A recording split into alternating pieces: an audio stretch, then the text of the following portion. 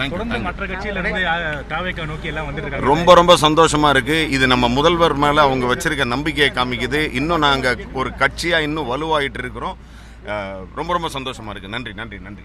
இணைந்த எல்லாருக்கும் எங்களோட நன்றி. தேங்க்யூ. இன்றைய தினம் திராவிட முன்னேற்ற கழகத்திலிருந்து விலகி தமிழக வெற்றி கழகத்திலே இணைத்து கொண்டிருக்கின்றோம்.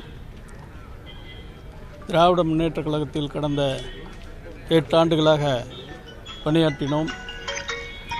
அங்கு சரியான ஒரு மரியாதை இல்லை, இருக்கிற தொண்டர்களுக்கும் மரியாதை இல்லை, பொறுப்பாளர்கள் யாரையும் மதிப்பதில்லை.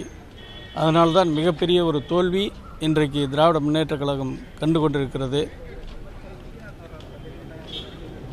இன்றைக்கு பெரிய பெரிய அமைச்சர்கள், சட்டமன்ற உறுப்பினர்கள் எல்லாம் தோல்வி அடைந்திருக்கிறார்கள் என்று சொன்னால் உண்மையான தொண்டர்களை திராவிட முன்னேற்ற கழகம் மறந்துவிட்டது. அதனுடைய எதிரொலி தான் இன்றைக்கு தமிழ்நாடு முழுவதும் மிகப்பெரிய பாதிப்பு ஏற்பட்டிருக்கிறது.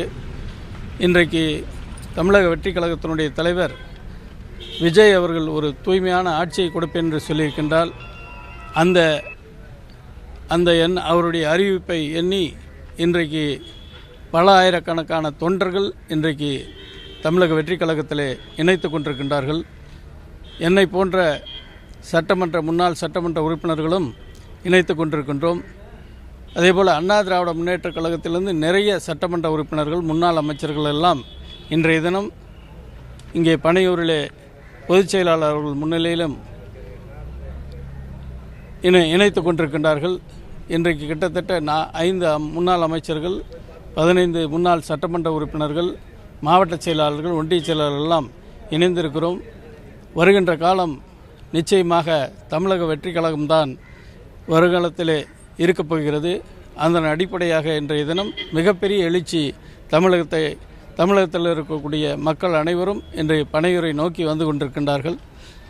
வருங்காலம் நம்முடைய விஜய் அவர்கள்தான் வருங்காலத்தில் மிகப்பெரிய நல்ல ஆட்சியை கொடுப்பார் என்று அறிந்து நாங்களும் வந்திருக்கிறோம். நன்றி, வணக்கம். தொடர்ந்து தாவேகா திமுக விமர்சனம் செய்துட்டு இருக்கு, அதை எப்படி பார்க்குறீங்க?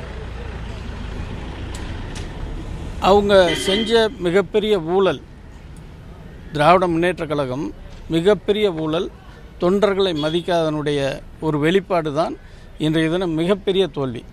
அதைத்தான் இன்றைக்கு நம்முடைய தலைவர் அவர்கள் விமர்சித்திருக்கிறார்கள்.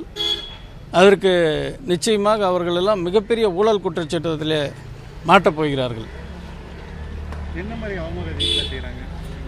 யாரையும் மதிப்பதே இல்லை. தொண்டர்களுடைய உணர்வுகளை புரிந்து கொள்ளவில்லை. தொண்டர்களை